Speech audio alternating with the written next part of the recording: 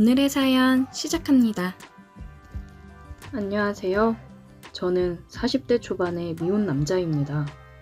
판교의 IT 회사에서 일을 하고 있고 정신없이 20대, 30대를 일만 하면서 보내다 보니 아직 결혼은 하지 못했어요. 주변에 여자가 없었던 것은 아니지만 결혼하는 것보다 열심히 일해서 번 돈으로 제 스스로에게 투자하고 즐기며 사는 게 더 좋더라고요. 회사에서도 나름 인정받아서 지금은 팀장으로 일하며 연봉도 꽤 많이 받고 있습니다. 여자친구는 항상 있었는데 제 나이가 있다 보니 만난 지 1년 정도 지나면 다들 제게 결혼 이야기를 먼저 꺼내더라고요. 저는 아직 결혼할 생각이 없어서 비혼주의자라고 이야기를 하면 다들 화를 내면서 제 곁을 떠나가곤 했어요. 외롭지 않다면 거짓말이지만 그럴 때마다 새로운 사람을 만나서 그 외로움을 잊으려고 노력했습니다. 하지만 그런 식으로 가볍게 만나는 여자들은 제 마음 속까지 채워주지는 못했고 금방 또 헤어지고 다른 사랑을 찾았죠. 그런데 이번에 만나게 된 여자는 뭔가 다르더라고요. 저는 태어나서 난생 처음으로 한 여자만을 사랑하고 이 여자와 결혼하고 싶다는 생각을 하게 만들었어요. 처음 제가 그녀를 만나게 된 건 요즘 나이를 먹으니 자꾸 배도 나오고 체력이 30대 같지 않더라고요. 회사 끝나고 저녁에 헬스장에서 운동을 하고 있기는 한데 그것 하나로는 부족하다는 생각에 아침 일찍 수영장을 등록했습니다. 수영은 예전 20대 초반에 좀 하다가 말았는데 너무 오랜만에 하다 보니 초급반부터 다시 배우는 게 낫겠다 싶었어요. 등록을 하고 아침 일찍 일어나서 첫 수업을 들어갔는데 그날 그곳에서 첫눈에 사랑에 빠지고 말았습니다. 저희 초급반 수영 강사님이 너무 아름다우시더라고요. 운동을 오래 하셔서 그런지 전체적으로 균형 잡히고 탄탄한 몸매에 얼굴 이목구비가 완전 도도한 고양이 느낌이었어요. 외모는 굉장히 차갑게 생겼지만 수업하는 내내 다정한 목소리에 완전 반해버리고 말았습니다. 수영 강습을 하는 도중에는 항상 수영 모자를 쓰고 있기 때문에 그냥 좀 이쁘다, 내 스타일이다 정도로만 생각했는데 어느 날 회사 점심시간에 구내식당 메뉴가 마음에 안 들어서 혼자 쌀국수를 먹으러 나온 적이 있어요. 그런데 식당 맞은편에 혼자 앉아서 국수를 먹고 있는 여자 손님이 자꾸 눈에 들어오고 어디서 많이 본 사람이다 싶었습니다. 바로 초급반 수영 강사였는데 수영 모자를 안 쓴 모습은 살짝 파마기가 있는 단발머리였는데 정말 잘 어울리고 너무 예쁘더라고요. 고민을 많이 하긴 했지만 이 여자에게 말을 걸지 않고 아는 척하지 않으면 두고두고 후회할 것 같아서 은근슬쩍 그녀 앞자리에 가서 앉았어요. 혼자 오셨어요? 쌀국수를 먹다 말고 깜짝 놀라서 저를 쳐다봤는데 저를 못 알아보는 눈치였어요. 아침 초급반 수영 듣는 사람이라고 하니까 그제서야 저를 알아보더라고요. 같이 앉아서 먹어도 되냐고 허락을 받고 같은 테이블에 앉아서 점심을 먹었습니다. 수영 이야기도 하고 제가 하는 일에 대한 이야기도 하면서 즐거운 시간을 보냈어요. 다 먹고 일어나기 전에 앞으로 수영에 대해서 모르는 게 있으면 언제든지 물어보고 싶다는 핑계로 그녀의 전화번호도 받았습니다. 그날부터 수영 강사와 연락을 시작하게 되었는데 사실 수영 물어본다는 이야기는 전부 거짓말이고 제 머릿속은 온통 그녀의 생각뿐이었어요.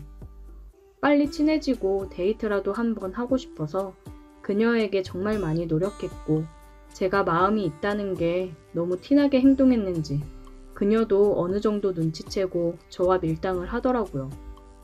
매일 아침 수영장에서 만나면 서로 티 안 내고 눈으로만 인사하고 잠시 후에는 핸드폰으로 오늘 예쁘다는 이야기도 하고 대놓고 밖에서 한번 만나자는 말도 자주 하곤 했어요. 지성이면 감천이라더니 결국 그녀와 약속을 잡고 주말에 만나서 밥을 먹기로 했습니다. 저희 둘의 나이 차이가 8살이 났지만 나이 차이는 중요하지 않다고 생각합니다. 저녁 약속이라 6시쯤 만나서 제가 자주 가는 고깃집에서 소고기를 먹고 2차로는 칵테일과 와인을 마셨는데 역시 술이 한 잔씩 들어가니까 금방 서로 말도 놓고 친해지더라고요.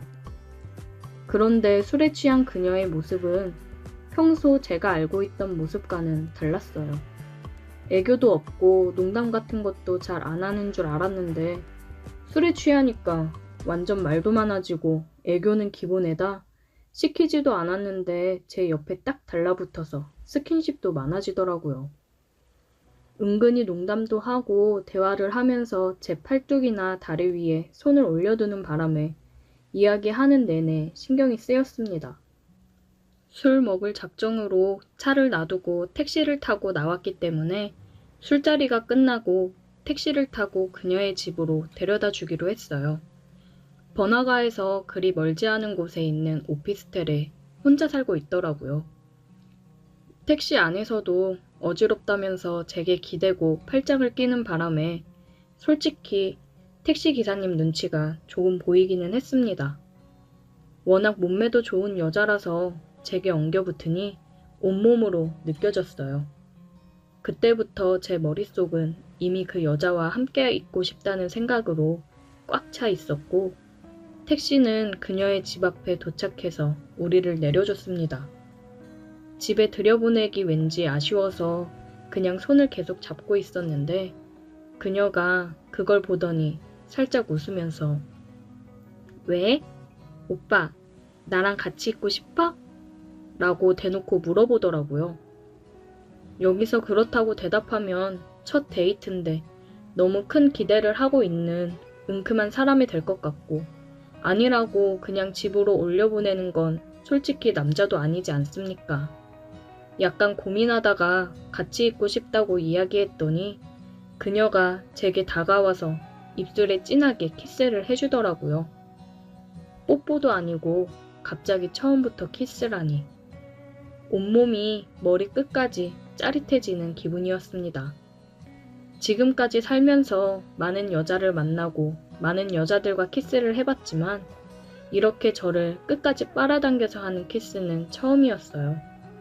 역시 수영선수라서 폐활량이 좋아서 그런 건가 하는 엉뚱한 상상까지 들더라고요. 오히려 저는 가만히 서 있었고 그녀가 더 신나서 제게 키스를 퍼부었습니다. 이제 그녀의 손을 잡고 집으로 올라가는 일만 남았구나 생각했는데 오늘은 첫날이니까 키스까지만 이라고 말하고는 휙 돌아서 올라가더라고요. 집에 오는 내내 입에서 그녀의 느낌이 가시질 않았고 이전까지는 어떤 여자를 만나던지 끝까지 같이 있고 싶다는 생각을 먼저 해본 적이 없었는데 머릿속에 온통 그녀 생각으로 꽉 차서 떨칠 수가 없더라고요. 그날 이후로 우리는 한동안 썸을 타기 시작했고 저는 그녀와 더 깊은 사이가 되고 싶었는데 그녀는 사귀기 전까지는 안 된다고 해서 그녀에게 함께 하고 싶다고 제대로 된 고백을 하고 우리는 그렇게 연인 사이가 되었습니다.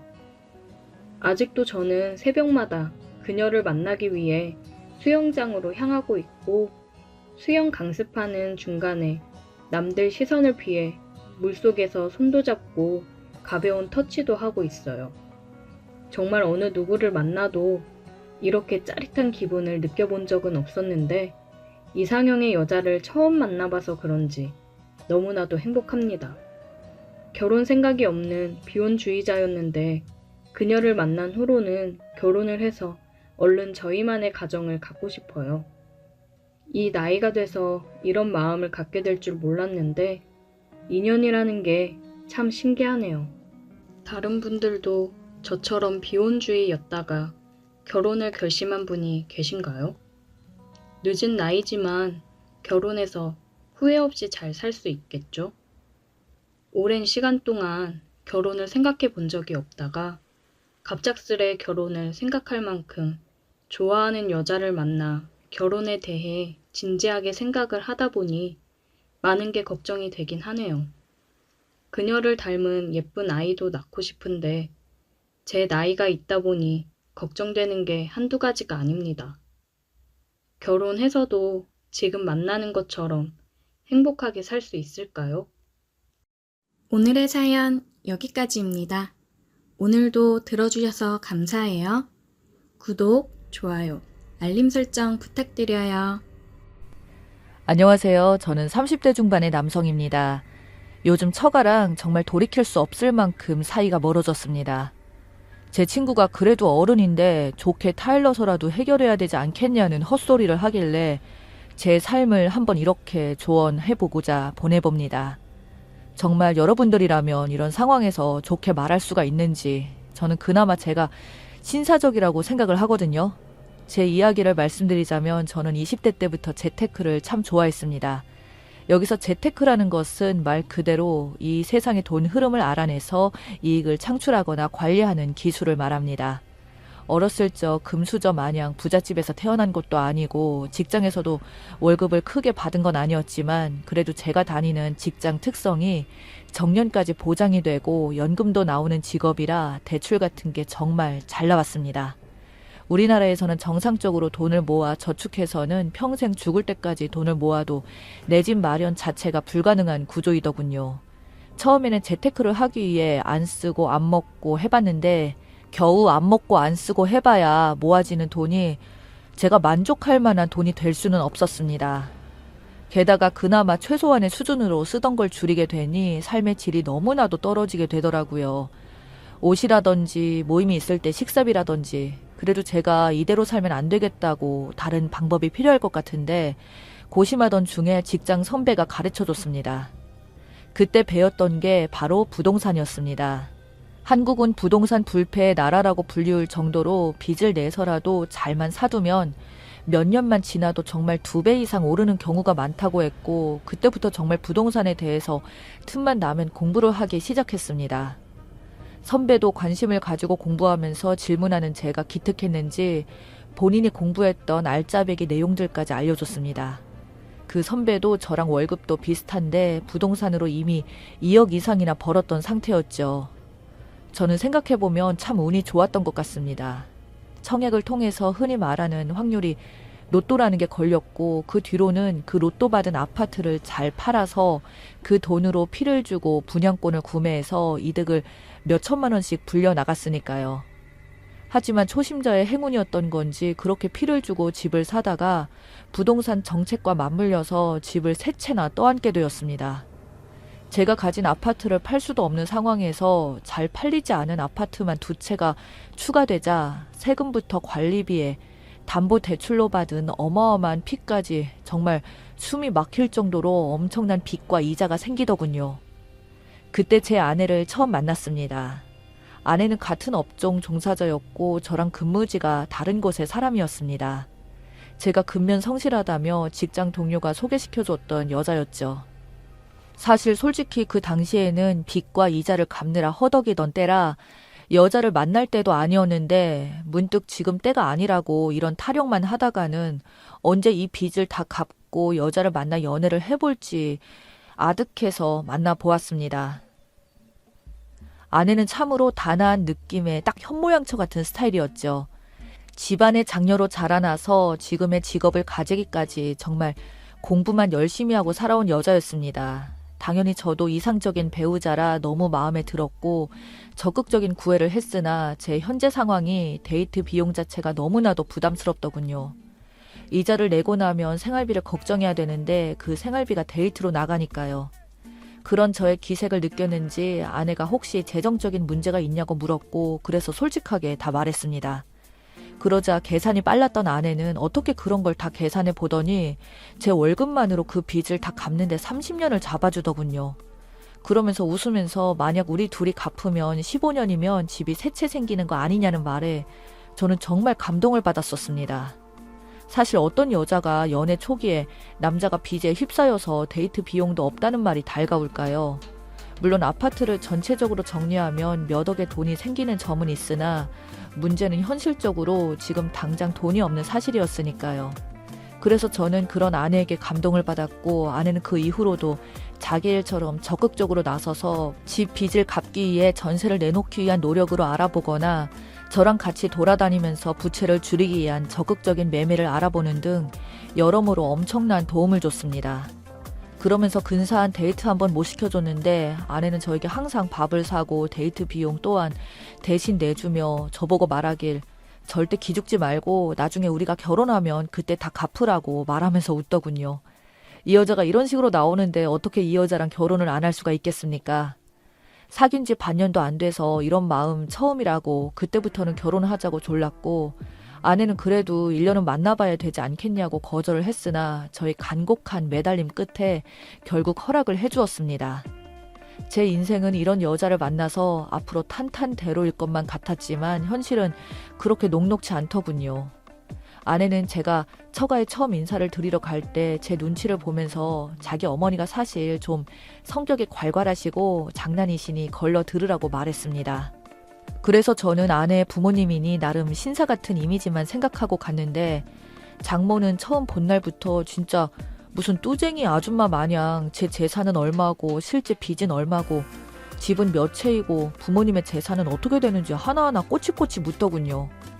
장모님이 하는 일은 마트 캐셔였어요. 솔직히 직업 비하는 안 하고 싶었는데 저랑 아내가 하는 일이 돈은 많이 못 벌어도 사회적 지위도 있는 안정적인 직장인데도 저희보다 돈도 적게 버시고 언제 그만둘지도 모르는 일 하시면서 저보고 글쎄 그 돈 벌어서 남편 구실은 제대로 하겠냐며 타박을 하시는데 저는 좀 어이가 없더군요. 정말 마음 같아서는 장모님에게 말하길 그럼 제가 지금 하고 있는 일 당장 때려치우고 사업이나 하라는 소리냐고 말하고 싶었던 게 목 끝까지 나왔었지만 처음 뵙는 것도 있으니 일단 꾹 참았습니다. 아내는 또 살면서 장모님께 얼마나 쥐잡히듯이 살았는지 옆에서 별말을 못하고 있었습니다. 집안 분위기를 보아하니 이 집안은 근엄한 장인어른과 착한 딸인 제 아내 그리고 개념 없는 장모와 그 장모가 애지중지하는 처남이라는 분위기를 처음 인사드리러 간 날 알게 되었었죠. 그 부분이 신경이 은근히 쓰였으나 아내는 정말 뭐 하나 빠질 데 없이 너무 좋았기에 결혼을 진행했습니다. 결혼을 준비하게 되면서 알게 된 사실인데 잘난 것 하나 없는 망나니 놈인 처남은 자기 편만 드는 장모 때문에 제대로 망나니로 자라났고 혼자 스스로 성장한 아내는 장모와 처남의 돈줄이었더군요. 결혼하면서부터 모아둔 돈이 거의 없다는 말에 눈치를 챘었습니다. 그나마 없던 돈에서 제 생활비를 지원해주고 밥 먹여주고 한 아내를 보니 당신 대체 왜 이렇게 바보처럼 사냐고 제가 구박까지 했어요. 아내는 그래도 가족이라 거절 못했다는 말에 그럼 우리 결혼하고도 그럴 거냐고 하니까 선뜻 대답을 못하길래 그 부분을 제가 결혼하기 전에 단판을 지었습니다. 그러자 장모가 한다는 소리가 제가 무능력해서 자기 딸의 돈을 탐낸다길래 그 말 그대로 돌려줬습니다. 장모님이 무능력하셔서 열심히 자립해야 되는 딸의 돈 지금까지 탐내고 사셨으면 이제는 놓아주라고 했어요. 그 말에 아주 집안이 그냥 발칵 뒤집히며 난리가 났었지만 장인어른께서는 저를 보며 장모가 말이 좀 지나쳤으니 사과하라고 말씀하시면서 이어서 말씀하시길 장모와 처남에게는 더 이상 출가 외인인 아내의 돈을 탐하지 말라고 이 시간 이후부터 탐하는 순간 이 집구석의 모든 재산은 제 아내의 명의로 모두 돌리겠다고 말을 하니까 다들 불만투성이인 얼굴로 일단락 지어졌습니다.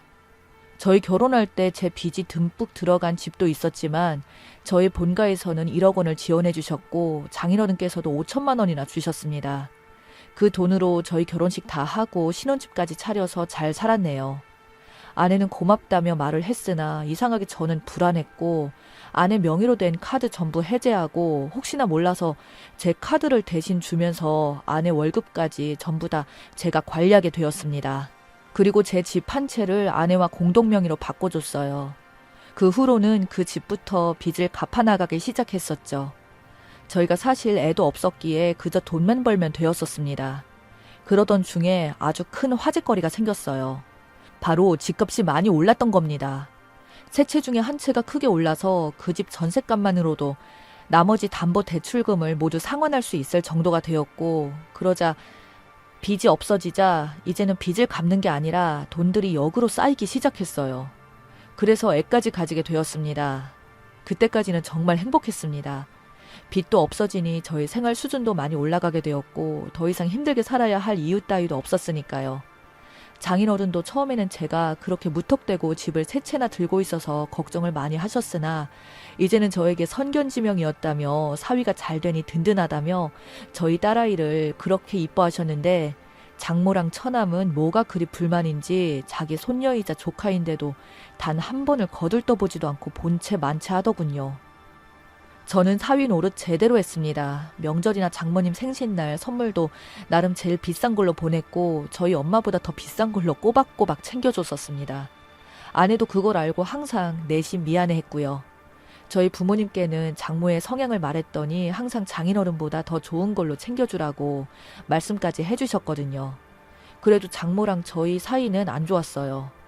그러던 중 어느 날부터 장모님이 은근히 목소리로 저에게 전화가 와서 자기 집에 한번 들리라고 하더군요. 생각해 보십시오. 5년이 넘는 기간 동안 손녀가 태어나도 연락 한 번 없던 인간이 어느 날 갑자기 저희 엄마 마냥 제 몸을 극진히 걱정하며 날 잡고 자기 집에 와서 맛있는 거 먹으라고 말을 하는데 그게 마냥 좋게 들리겠습니까? 저는 당연히 불길한 의심부터 들어서 아내에게 말을 하자 아내 역시도 안색이 안 좋았지만 저희 둘 다 그 집에 갔었습니다. 그날 명절에도 못 받아본 사위상을 5년 만에 처음으로 받아봤습니다. 그러면서 어찌나 친한 척을 하며 우리 사위 고생이 참 많다는 둥 말들을 계속 돌려서 빙빙 하더군요. 분명히 뭔가 요구하고 싶은 게 있구나라는 걸 직감적으로 느꼈습니다. 그렇게 한참을 본심을 감추고 저의 칭찬을 늘어놓던 장모가 슬슬 본심을 드러내더군요. 처남이 곧 결혼을 한다는 겁니다. 그런데 처남이 그 새색시한테 자기 집이 있다고 이미 큰 소리를 뻥뻥 쳐놨다더군요. 그런 말까지 들었을 때는 설마 했습니다. 그러더니 아니나 다를까 아내 명의로 된 그 집을 처남 명의로 하자는 겁니다. 어차피 지금 팔 생각도 없을 테니 그렇게 가지고 있으면 뭐 하겠냐며 가족 좋은 게 좋은 거 아니냐며 달라고 하더군요. 그래서 저는 이 집을 전세로 달라고 말씀하시는 거냐고 말하니 장모는 아니라고 그냥 처남 명의로 달라고 하더군요. 그 말을 듣자마자 진짜 웃음밖에 안 나오더군요. 지금 장모님, 이 말씀 정말 진심으로 하는 말씀이세요? 라고 웃으면서 말하니까 장모는 갑자기 기분이 팍 상했다는 표정을 짓더니 장모가 말하는데 그 웃음은 뭐냐고 말을 하더군요. 그래서 저도 정말 말 같은 이야기면 저도 진지하게 듣겠는데 제가 대체 왜 처남 결혼하는데 저희가 피땀 흘려 번 돈을 줘야 하냐고 되물으니 솔직히 그거 피땀 흘리지 않지 않았냐고 어쩌다 운 좋게 아파트값 올라서 대박 맞은 거면 도와줄 겸 줘도 되지 않냐며 갑자기 고래고래 소리를 지르더군요. 와, 진짜 사람이 어떻게 이럴 수가 있죠? 그래서 저는 그럴 마음 죽어도 없다고 앞으로 이런 걸로 부를 거면 2번 다시 부르지 말라고 딱 잘라 이야기하고 아내와 다시 돌아왔습니다. 그 이후 두고 보자는 장모와 처남 그리고 얼마 지나지 않아 진짜 결혼을 한다더군요. 그때부터 사실 좀 찜찜했었거든요. 저 허세 좋아하는 인간들이 어떻게 집도 없는데 결혼을 과연 어떻게 할까 해서요.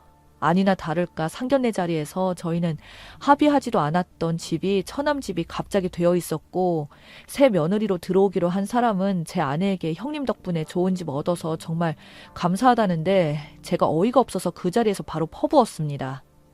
대체 뭘 믿고 이런 인간이랑 결혼하는지 모르겠는데 장모나 처남 둘 다 사기꾼이라고요. 그러자 상견례 자리는 정말 아주 개판 난리가 났었죠. 저는 신경 안 쓰고 연달아서 그대로 싹 다 말했어요. 사실 우리는 집 준다고 한 적도 전혀 없었고 자기들끼리 그냥 북치고 장구치고 이렇게 몰아가기로 저희가 집을 준에 만에 하는 것 같은데 그쪽들도 지금 사기 당한 거고 우리도 사전에 전혀 동의한 적 없는 내용을 이렇게 말하는 게 사기꾼이지 아니면 누가 사기꾼이겠냐는 말에 상견례는 완전 파탄이 났습니다. 장모는 제가 그 자리에서 그렇게 대놓고 대담하게 말할 줄은 몰랐는지 얼굴이 시뻘개져서 저를 보고 호로자식이라며 소리를 고래고래 질렀고 장인어른도 이런 사실을 처음 알았는지 노발대발했었죠. 결국 그날 상견례 싹 다 엎어지고 나서 처남이랑 예비신부는 결혼식도 파토났고 장모랑 처남은 장인어른 집에서 쫓겨났다고 하네요. 그 이후로도 장모와 처남에게서 제 아내한테 온갖 협박이 적힌 문자가 왔었고 전화까지 하길래 저는 아내 휴대폰까지 바꿔줬습니다. 그리고는 처남과 장모한테 한 번 더 이딴 식으로 연락하면 바로 경찰에 신고해서 부모 자식 간의 연까지 끊어버리게 할 거라니까 그제서야 좀 잠잠해지더군요. 살다 어쩜 이런 인간들이 제 천사 같은 아내의 가족인지 치가 떨립니다. 그런데 여기서 더 웃긴 건 아무것도 모르는 지인들입니다. 주변 지인들은 저보고 아무리 그래도 그렇지 어른들한테 그러면 되냐고 결혼식까지 파토내게 했냐면서 저한테 훈계를 하는데 너나 잘하시라고 말해줬네요.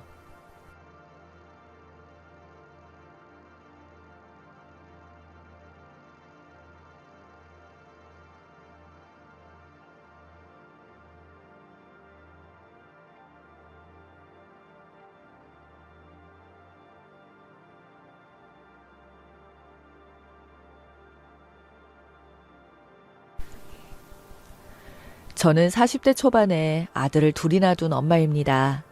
지금의 남편은 두 번째 남편이에요. 제가 재혼을 했거든요.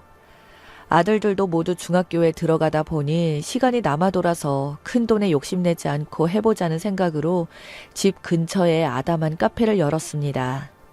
테이크아웃 전문점이지만 그동안 공부해왔던 아이스티나 직접 담근 차들과 생과일 주스를 팔고 있어요.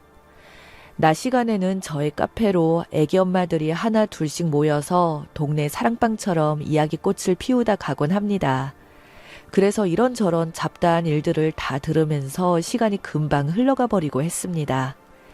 웬만한 아파트에서 일어났던 일들은 이런 대화들 사이에서 금방 알게 되었어요. 그날도 그중 한 젊은 엄마 입에서 흥미로운 얘기를 들을 수 있었죠. 있잖아요. 우리 윗집에 새로 이사를 왔는데요. 저희 시어머니 나이대랑 비슷한 것 같은데 아주머니가 이사 왔다고 떡을 싸들고 오셨더라고요. 며느리가 있다는 말을 하지 않는 거 보니까 아들이 아직 결혼을 하지 않은 것 같은데 그 아주머니가 자주 오진 않고 한 번씩 과일 같은 걸 가져다 주세요. 그런데 말이죠. 세상에 이사 온 지 며칠도 안 돼서 위층 때문에 기절초풍하는 줄 알았잖아요. 아우 남사스러워서 내가 다 부끄러워서 내가 딴 데서 말도 못하고 여기서 말하네요. 그러자 저를 포함해서 거기에 모여 한잔하던 애기 엄마들과 머리를 맞대가며 마치 비밀스러운 얘기를 듣는 것처럼 다 모여 서서 귀를 쫑긋 세웠습니다. 세상에 있잖아요. 새벽 4시쯤? 5시쯤 됐을까요? 안방에서 잠들어 있는데 안방 창문이 얼마나 흔들거리고 진동을 하는지 잠에서 깼어요. 저나 남편이나 깨서 이게 무슨 소리냐고 처음에 지진이 났나 이런 생각을 했어요. 그런데 남편이 창문 베란다 쪽을 살펴보니 그건 아닌 것 같고 바로 위층 집에서 나는 소리더라고요. 이해가 되셨어요? 저는 그런 경우는 처음이라 엄청 놀랐는데 남편이 저보고 그러더라고요.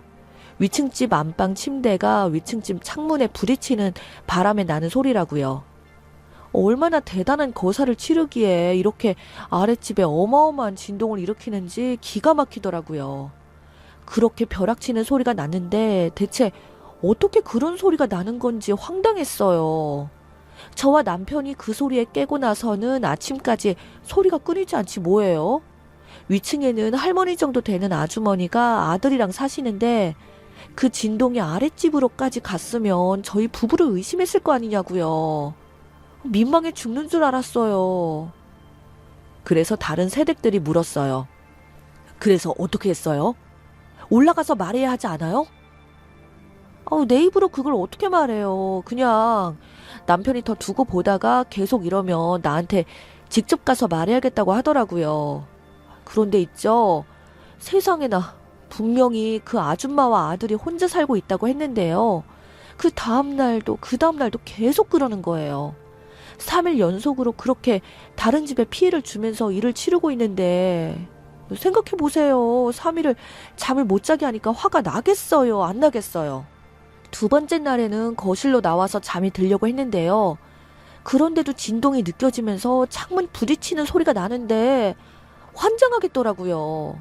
남편이 그 새벽에 당장 올라가서 말을 해줘야겠다고 하는데 제가 극구 말렸어요. 한참 신이 나서 그러고 있는데 좋아하겠냐고요. 이웃 사촌인데 서로 인상 쓰지 않고 말하는 방법이 있을 거라고 참 뭐라고 했어요. 다음날 또 그러면 정말 말을 하자고요. 그런데 역시나 그 다음날도 그러더라고요. 남편이 잠을 자려고 아예 거실에 이불을 펴놓고 잤는데도 소리가 어찌나 큰지 여전히 잠을 잘 수 없어서 남편이 퇴근 후에 위층집 남자를 만나보겠다고 했어요. 그런데 기가 막힌 것은 아랫집 할머니가 그 오후에 저한테 찾아와서 그러더라고요. 새댁 남편하고 금술이 좋은 거 알겠으니까 살살 좀 해. 몇십 년을 더 산 어른으로서 생각해서 해주는 말인데 그렇게 하다가는 나중에 남편 잡아먹는 년이라고 손가락질 받아. 옛말이 하나 틀린 말이 없네. 그렇게 남편 기를 다 빨아먹으면 어떻게 하나. 적당히 좀 해. 그러시길래 아니에요. 할머니 제가 그런 게 아니라고요. 아주머니가 잘못 들으셔서 그럴 수 있는데 위층집 새로 이사 온 아저씨가 그런 거라고 사정 얘기를 해드렸더니 그랬었냐고 하시더라고요. 원래도 아랫집 할머니가 잠도 잘 들지 않고 해서 늦은 밤에 잠이 들곤 했었는데 새벽에 창문 치는 소리 때문에 3일 동안 잠을 설쳤다면서 어디 금술 좋은 사람이 있는가 보다고 할머니가 기침을 하셨어요. 그렇게 해서 겨우 오해를 풀었는데 더 이상 안 되겠다 생각이 들어서 남편이 퇴근 후에 2층 집에 올라갔어요. 그런데 남편이 올라가기 전에는 심각하게 말해주려고 했는데 막상 그렇게 못하겠더래요. 그래서 딱 그 말만 해주고 왔대요. 아랫집에 사는 사람인데요. 새벽에 침대와 창문 부딪히는 큰 소리 때문에 저희 집과 저희 집 아랫집에 사시는 어르신들도 잠을 못 자고 있어요. 나이도 남편보다 많아 보이길래 적당히 하시라고. 그리고 아직까지 젊은 부부 이사 와서 산 적도 있지만 한 번도 그런 적이 없었다고.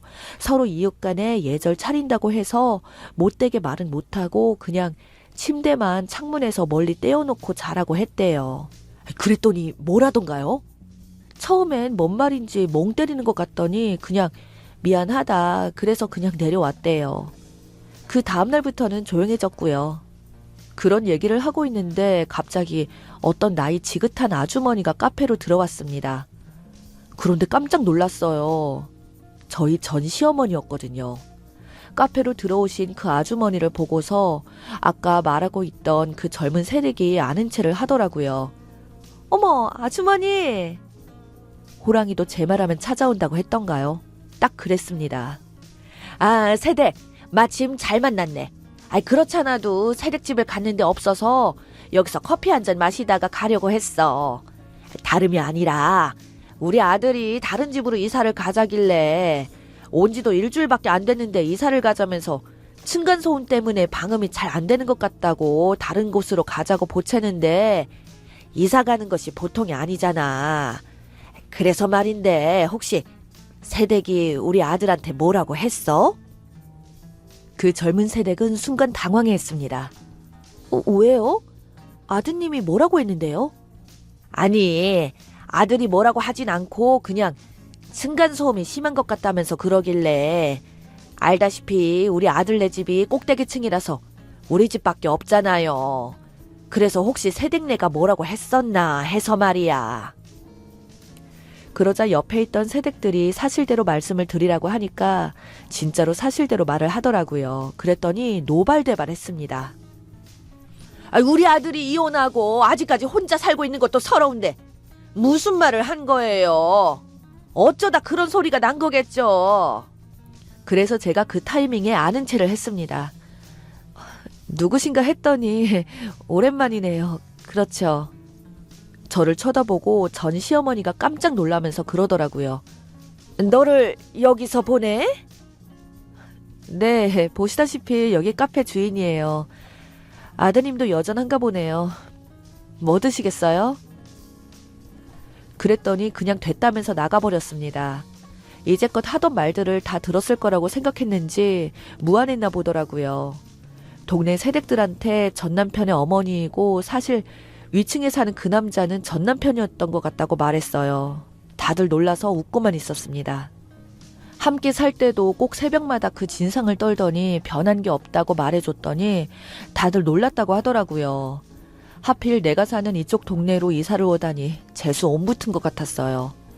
예전이나 지금이나 다른 사람들의 필요로 하지 않고 살고 있는 저 모자가 참 한결같다는 생각에 한숨이 나오더라고요. 생각하기도 싫지만 전 남편과의 결혼 생활은 그리 행복하지 못했습니다. 결혼한 지 딱 3년 만에 이혼했어요. 이유는 아들의 문제로 불임인데도 인정하지 않고 제가 친척들한테 소문을 냈다는 이유로 이혼을 시켰던 사람입니다. 오히려 친척분들한테 제가 문제가 있어서 아기를 못 가지는 거라고 말을 하고 다녔어요. 그러면서 갖은 구박을 다 했습니다. 자기 아들이 불임이라는 사실을 말하고 다녀서 자존심 상하게 했다며 그런 며느리는 필요 없다면서 몸만 나가라고 노래를 불렀습니다. 전 그저 사실을 사실대로 말했을 뿐인데 자기 아들을 위해서 거짓말로 며느리가 문제가 있어서 버립니다 하고 떠들고 다녔어요. 제가 이혼하지 않을 이유가 없었죠. 몸만 나가라고 했지만 저는 소송을 해서 받을 건 다 받고 나왔습니다. 저한테 독한 것이라고 하더군요. 낯짝이 두꺼워도 사람이면 다시는 내 앞에 나타나지 않겠지 생각했죠. 그런데 사람이 아니었나 봅니다. 다시 내 앞에 나타났습니다. 저의 두 아들이 학교가 끝난 후에 저희 카페로 들리는 것이 일상입니다. 어느 날 저희 큰아들이 카페에 들어오면서 저에게 그러더라고요. 엄마, 이상한 할머니가 계속 나를 쳐다봤어. 왜 그러냐고 했더니 엄마가 여기 카페 주인이냐고 물었어. 지금도 밖에서 이쪽을 쳐다보고 있어. 그래서 바깥을 내다봤더니 아이고, 전 남편 어머니였어요. 어이가 없어서 제가 나서서 기웃거리는 전 남편의 어머니에게 말했습니다. 무슨 일이세요? 그랬더니 제 손을 덥석 잡고 그러더라고요. 내가 내 아들한테 물어봤더니 너희들 이혼한 후에 몇 번 만났다 했는데 혹시 저 애가 내 아들 자식 아니냐? 어이가 없어서 손뿌리치고 똑바로 말해줬습니다. 미치고 환장하겠네요. 어디서 회개망측한 소리를 다 하고 있어요? 내 아들은 내 아들이지 당신들 피 하나도 안 섞었거든요. 재혼해서 잘 사는 전 며느리를 보니까 배가 아프세요? 내 앞에 절대 나타나지 마세요. 하고는 재수없다고 하고는 굵은 소금 한 바가지를 카페 앞에다 뿌렸습니다. 그런데도 그 다음날도 계속해서 큰아들이 올 시각에 카페에 서성이다가 큰아들이 이리저리 대놓고 뚫어져라 쳐다보니까 제 큰아들도 상당히 불쾌했습니다. 저는 아들에게 신경을 쓰지 말라고 했고 할머니가 치매기가 있어서 그런지 자기네 손자와 닮았다고 한다고 했었죠. 그 다음날에 카페 문을 열자마자 기다렸다는 듯이 갑자기 카페에 들어와서 한바탕 하는데 어이가 없었어요. 내 아들의 자식이 틀림없어. 내가 한참을 봐도 내 아들과 딱 닮았더라. 내가 네 남편한테 말하기 전에 네가 알아서 내 손주 돌려다오. 저는 더 이상 대꾸할 가치를 느끼지 못하고 무조건 나가라고 쫓아내는데 제 앞에서 무릎을 꿇고 빌더라고요. 아가, 미안하다. 내 아들이 너랑 헤어진 후에도 저렇게 혼자서 외롭게 살고 있는 것도 억울한데 내 아들도 남들처럼 자식 키우면 안 되겠니? 라고 하면서 말도 안 되는 소리를 짓거렸어요. 그래서 저는 전 남편이 어떻게 자식을 가질 수 있겠냐고 알아듣게 말해주고 나가라고 했지만 소용이 없었습니다. 남자가 불임이어도 만에 하나 임신할 수도 있다면서 제 큰아들이 자기 손자라면서 생떼를 썼습니다. 아침 장사에 보통 폐를 끼치는 게 아니었어요. 동네 장사인데 이러다가 이상한 소문에 휘말리고 말겠다는 생각이 들었습니다. 그렇잖아도 하필 새벽에 그 진상을 떠는 남자가 전 남편이란 사실도 알려졌는데 이젠 전 시어머니가 찾아와서 이렇게 말도 안 되는 소리를 하고 있으니 진상도 이런 진상 모자가 아니란 생각을 했습니다. 전 남편과 이혼 후에 한 번도 만나본 적도 없었는데 만났다고 했다고 한 것도 이해가 되지 않았습니다. 할 수 없이 경찰에 신고했고 또 한 번 찾아와서 그런다면 법적으로 책임을 묻겠다고 했어요. 경찰서에서도 끝끝내 제 큰아들이 자기 손자라고 그러더랍니다. 결혼을 한 번 잘못했더니 이렇게 피곤하구나 라고 생각했습니다. 그 다음날 저녁에 전 남편이 커피를 마시겠다고 찾아왔습니다. 자기 어머니 일은 사과한다고 하면서 사실은 어머니가 정신이 오락가락 하셔서 저와 이혼 후에도 계속 함께 살았지만 할 수 없이 자기 집과 동생 집에 지내고 있다고 했습니다. 저와 이혼한 후에도 재혼하지 않고 사는 아들을 보면서 깊은 시름에 빠졌고 우울증에 시달렸다고 했어요. 자식을 못 낳는다고 소문이 나서 누구 하나 줄을 서는 사람이 없었다고 했습니다. 차라리 저랑 이혼시키지 않고 애를 입양해서 자기 자식처럼 아무도 모르게 키울까 그랬다고 늘 후회했다더군요. 그래서 정신이 온전치 않아서 이혼한 전 며느리가 낳은 아들이 친손주인 것처럼 착각하신 거라고 했습니다. 요양원에 보내는 것보다 가족들과 함께 지내면서 서로 소통하고 살면 더 나빠지지 않는다고 해서 요양원에 보내지는 않고 있는데 어쩔 수 없이 요양원에 보내드렸다고 했어요. 그리고 뜻밖의 말을 했습니다. 믿거나 말거나 새벽에 창문 부딪히는 듯 했던 그 진동 소리는 전 남편의 어머니가 새집 이사 와서 애군을 쫓는다면서 주문을 외우면서 방망이질을 했다고 했는데 침대 위에서 했기 때문에 설마 하니 그렇게까지 소리와 진동이 갔을 거라고는 미처 생각지 못했다고 했어요. 아무튼 아랫집에도 말은 했다고 했지만 오해하는 부분이 있는 것 같아서 이사를 간 후에도 아랫집 할머니에게 잘 전해달라고 했습니다. 저는 혹여라도 다시 카페에 어머니가 찾아오지 못하도록 해달라고 부탁을 했습니다. 알았다고 하면서 돌아서는 어깨가 축 처져 있는데 참 안 되어 보였습니다. 아마도 전 남편의 어머니가 아들의 불임 때문에 이렇게 아들이 자식도 없이 불행하게 산다고 생각해서 이상한 미신에 빠져서 주문을 했었던가 싶었습니다. 그 후론 전 남편에게서는 아무런 연락도 없었고 전 남편의 어머니도 제 앞에 얼쩡거리지는 않았네요. 나날이 커가는 듬직한 두 아들들을 보니 제가 그때 전 남편의 어머니가 그렇게 몸만 나가라고 하지 않았으면 이런 좋은 시절을 만날 수 있었을까 싶어서 그때 이혼한 걸 참 다행이라고 생각합니다.